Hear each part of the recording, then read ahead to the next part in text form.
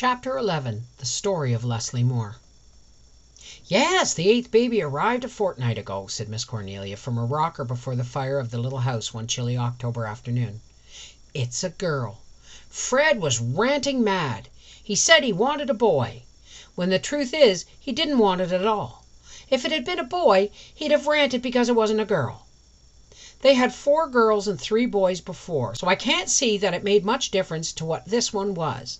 But of course he'd have to be cantankerous, just like a man. The baby is real pretty, dressed up in its nice little clothes. It has black eyes and the dearest tiny hands. I must go and see it. I just love babies," said Anne, smiling to herself over a thought too dear and sacred to be put into words. "I don't say but what they're nice," admitted Miss Cornelia, "but some folks seem to have more than they really need, believe me. My poor cousin Flora up at the Glen had 11. Such a slave as she is! Her husband suicided 3 years ago, just like a man." "What made him do that?" asked Anne, rather shocked. "Couldn't get his way over something, so he jumped into the well. A good riddance. He was a born tyrant, but of course it spoiled the well. Flora could never abide the thought of using it again, poor thing, so she had another dug, and a frightful expense it was, and the water as hard as nails. If he had to drown himself, there was plenty of water in the harbor, wasn't there? I've no patience with a man like that. We've only had 2 suicides in Four Winds in my recollection. The other was Frank West, Leslie Moore's father. By the way, has Leslie been over to call on you yet?" "No, but I met her on the shore a few nights ago, and we scraped an acquaintance," said Anne, pricking up her ears. Miss Cornelia nodded. "I'm glad, dearie. I was hoping you'd foregather with her. What do you think of her?" "I thought her very beautiful." "Oh, of course. There was never anybody about Four Winds could touch her for looks. Did you ever see her hair? It reaches to her feet when she lets it down. But I meant, how did you like her?" "I think I could like her very much if she'd let me," said Anne slowly. "But she wouldn't let you. She pushed you off and kept you at arm's length. Poor Leslie! You wouldn't be much surprised if you knew what her life has been. It's been a tragedy, repeated Miss Cornelia emphatically. "I wish you would tell me all about her. That is, if you can do so without betraying any confidence." "Lord, dearie, everybody in Four Winds knows poor Leslie's story. It's no secret. The outside, that is. Nobody knows the inside but Leslie herself, and she doesn't take folks into her confidence. I'm about the best friend she has on earth, I reckon, and she's never uttered a word of complaint to me. Have you ever seen Dick Moore?" "No." "Well, I may as well begin at the beginning and tell you everything straight through, so you'll understand it. As I said, Leslie's father was Frank West. He was clever and shiftless, just like a man. Oh, he had heaps of brains. Much good they did him. He started to go to college, and then he went for 2 years, and then his health broke down. The Wests were all inclined to be consumptive. So Frank came home and started farming. He married Rose Elliott from over the harbor. Rose was reckoned to be the beauty of Four Winds. Leslie takes her looks from her mother, but she has 10 times the spirit and go that Rose had, and a far better figure. Now you know, Anne, I always take the ground that us women ought to stand by each other. We've got enough to endure at the hands of men, Lord knows. So I hold we hadn't ought to clapperjaw one another, and it isn't often you'll find me running down another woman. But I never had much use for Rose Elliott. She was spoiled to begin with, believe me, and she was nothing but a lazy, selfish, whining creature. Frank was no hand to work, so they were poor as Job's turkey. Poor!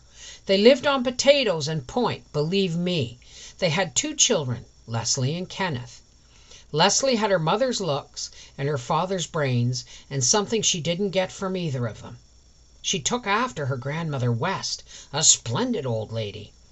She was the brightest, friendliest, merriest thing when she was a child, Anne. Everybody liked her.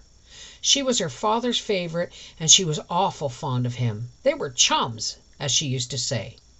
She couldn't see any of his faults, and he was a taking sort of man in some ways. Well, when Leslie was 12 years old, the first dreadful thing happened. She worshipped little Kenneth. He was 4 years younger than her, and he was a dear little chap. And he was killed one day, fell off a big load of hay just as it was going into the barn, and the wheel went right over his little body and crushed the life out of it. And mind you, Anne, Leslie saw it. She was looking down from the loft. She gave one screech. The hired man said he never heard such a sound in all his life. He said it would ring in his ears till Gabriel's trump drove it out. But she never screeched or cried again about it. She jumped from the loft onto the load, and from the load to the floor, and caught up the little bleeding, warm, dead body, Anne. They had to tear it from her before she would let it go. They sent for me. I can't talk of it." Miss Cornelia wiped the tears from her kindly brown eyes and sewed in bitter silence for a few minutes. "Well," she resumed, "it was all over. They buried little Kenneth in that graveyard over the harbor, and after a while Leslie went back to her school and her studies. She never mentioned Kenneth's name. I've never heard it cross her lips from that day to this. I reckon that old hurt still aches and burns at times, but she was only a child, and time is really kind to children, Anne dearie." After a while she began to laugh again. She had the prettiest laugh. You don't often hear it now. "I heard it once the other night," said Anne. "It is a beautiful laugh." Frank West began to go down after Kenneth's death. He wasn't strong, and it was a shock to him because he was real fond of the child, though, as I've said, Leslie was his favorite. He got mopey and melancholy and couldn't or wouldn't work.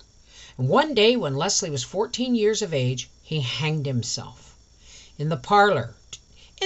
In the parlor, too! Mind you, Anne, right in the middle of the parlor from the lamp hook in the ceiling. Wasn't that like a man? It was the anniversary of his wedding day, too. Nice tasty time to pick for it, wasn't it? And of course, that poor Leslie had to be the one to find him. She went into the parlor that morning singing, with some fresh flowers for the vases. Then she saw her father hanging from the ceiling, his face black as coal. It was something awful, believe me. "Oh, how horrible," said Anne, shuddering. "The poor, poor child." Leslie didn't cry at her father's funeral any more than she had cried at Kenneth's. Rose whooped and howled for two, however, and Leslie had all she could do trying to calm and comfort her mother. I was disgusted with Rose, and so was everyone else, but Leslie never got out of patience. She loved her mother. Leslie is clannish. Her own could never do wrong in her eyes. Well, they buried Frank West beside Kenneth, and Rose put up a great monument to him. It was bigger than his character, believe me. Anyhow, it was bigger than Rose could afford, for the farm was mortgaged for more than its value. But not long after, Leslie's old grandmother West died, and she left Leslie a little money, enough to give her a year at Queen's Academy. Leslie had made up her mind to pass for a teacher if she could, and then earn enough to put herself through Redmond College. That had been her father's pet scheme. He wanted her to have what he had lost. Leslie was full of ambition, and her head was chock full of brains. She went to Queen's, and she took 2 years' work in 1 year and got her first. And when she came home, she got the Glen School. She was so happy and hopeful and full of life and eagerness.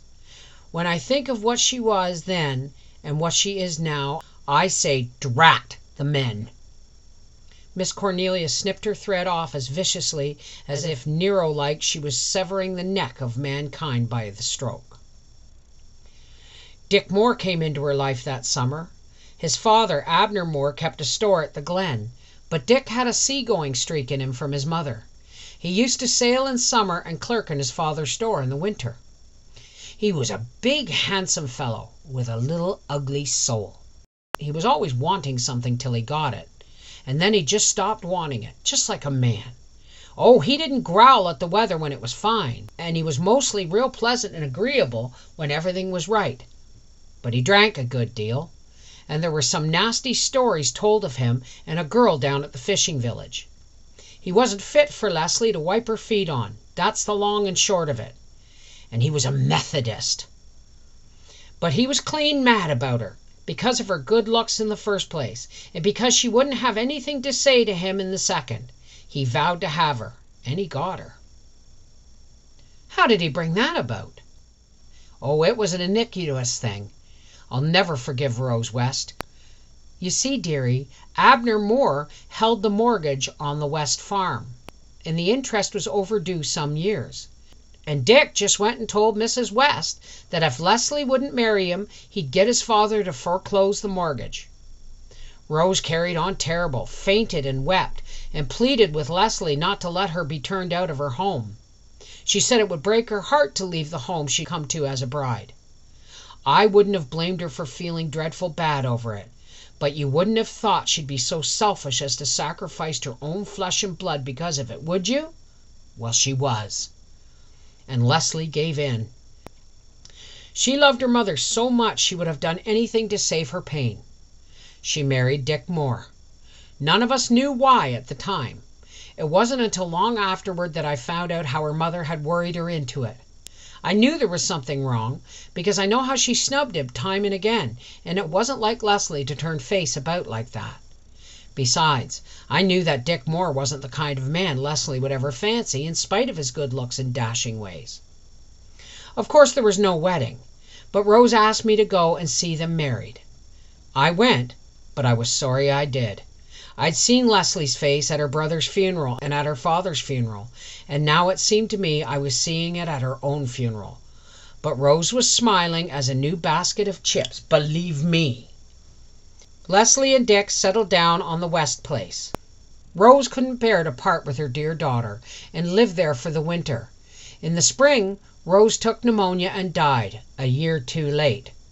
Leslie was heartbroken enough over it. Isn't it terrible the way some unworthy folks are loved, while others that deserve it far more, you'd think, never get much affection? As for Dick, he'd had enough of quiet married life, just like a man. He was for up and off. He went over to Nova Scotia to visit his relations. His father had come from Nova Scotia, and he wrote back to Leslie that his cousin George Moore was going on a voyage to Havana, and he was going too. The name of the vessel was the Four Sisters, and they were to be gone about 9 weeks. It must have been a relief to Leslie, but she never said anything. From the day of her marriage, she was just what she is now, cold and proud, and keeping everyone but me at a distance. I won't be kept at a distance, believe me. I've just stuck to Leslie as close as I knew how, in spite of everything. She told me you were the best friend she had, said Anne. Did she? Exclaimed Miss Cornelia delightedly. Well, I'm real thankful to hear it. Sometimes I've wondered if she really did want me around at all. She never let me think so. You must have thawed her out more than you think, or she wouldn't have said that much itself to you. Oh, that poor heartbroken girl. I never see Dick Moore, but I want to run a knife clean through him. Miss Cornelia wiped her eyes again, and having relieved her feelings by her bloodthirsty wish, took up her tale. Well, Leslie was left over there alone. Dick had put up the crop before he went, and old Abner looked after it. The summer went by, and the Four Sisters didn't come back. The Nova Scotia Moores investigated and found she had got to Havana and discharged her cargo and took on another cargo and took on another and left for home. And that was all they ever found out about her. By degrees, people began to talk of Dick Moore as one that was dead, and almost everyone believed that he was, though no one felt certain. For men have turned up here at the harbor after they've been gone for years. Leslie never thought he was dead, and she was right. 1,000 pities, too. The next summer Captain Jim was in Havana. That was before he gave up the sea, of course. He thought he'd poke around a bit. Captain Jim was always meddlesome, just like a man, and he went into inquiring around among the sailors' boarding houses and places like that to see if he could find out anything about the crew of the Four Sisters. He'd better have let sleeping dogs lie, in my opinion.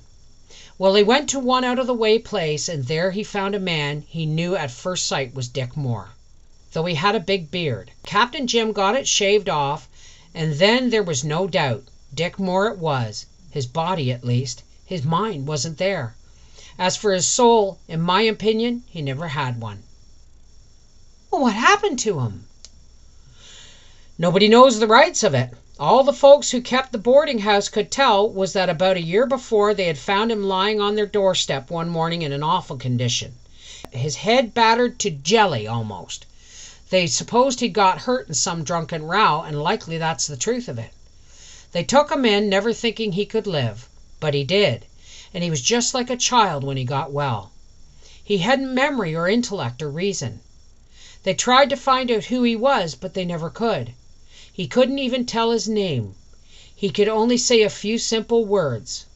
He had a letter on him beginning "Dear Dick" and signed Leslie. There was no address on it, and the envelope was gone. They let him stay on. He learned to do a few odd jobs about the place. And there Captain Jim found him. He brought him home. I've always said it was a bad day's work, though I suppose there was nothing else he could do. He thought maybe when Dick got home and saw his old surroundings and familiar faces, his memory would wake up, but it hadn't any effect. There he's been at the house up the brook ever since. He's just like a child, no more, no less.